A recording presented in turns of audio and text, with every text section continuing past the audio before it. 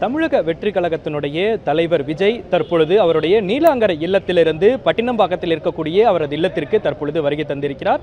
அவருடைய இல்லம், அதாவது நீலாங்கரையில் இருக்கக்கூடிய இல்லத்திற்கு நேற்று முன்தினம் இரவு ஒரு 11:30 மணி அளவில் அவருடைய இல்லத்திற்கு வருகை தந்திருந்தார். அதன் பிறகு யாரையுமே அவர் சந்திக்கவில்லை. அதற்கு முன்பாக சரியாக சனிக்கிழமை மாலை ஒரு 7 மணி அளவில் கரூரில் நடைபெற்ற அவருடைய பரப்புரையின் பொழுது கரூரில் மிகுந்த ஒரு விபத்து ஏற்பட்டிருந்தது. அது கூட்ட நெரிசல் காரணமாக, கூட்ட நெரிசலினாலும் அதே போன்று அங்கு இருக்கக்கூடிய அந்த கூட்டத்தினாலும் 40 பேர் மயக்கமடைந்து அங்கு மருத்துவமனைக்கு சிகிச்சை செல்லும் வழியிலேயே மொத்தமாக ஒரு 40 பேர் உயிரிழந்திருக்கிறார்கள். அதன் பிறகு மருத்துவமனையில் தொடர்ந்து 70க்கும் மேற்பட்ட நபர்கள் சிகிச்சை பெற்று வரக்கூடிய ஒரு நிலையில் அவர் எந்தவிதமான பதிலும் அங்கு மருத்துவமனைக்கு நேரடியாக சென்று உயிரிழந்தவர்களை பார்க்காமல், அதனைத் தொடர்ந்து பாதிக்கப்பட்டவர்களுக்கு ஆறுதல் தெரிவிக்காமல் தனி விமானம் மூலமாக திருச்சியிலிருந்து சென்னை வந்தடைந்தார். திருச்சியிலிருந்து அவரது வாகனம் மூலமாக நீலாங்கரை இல்லத்திற்கு நேற்று முன்தினம் இரவு 11:30 மணிக்கு விஜய் வருகை தந்திருந்தார்.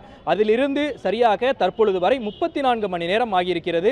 தற்பொழுதுதான் 34 மணி நேரத்திற்கு பிறகாக நீலாங்கரை இல்லத்திலிருந்து தற்பொழுது விஜய் வெளியில் வந்து அவருடைய பட்டினம்பாக்கம் இல்லத்திற்கு வருகை தந்திருக்கிறார்.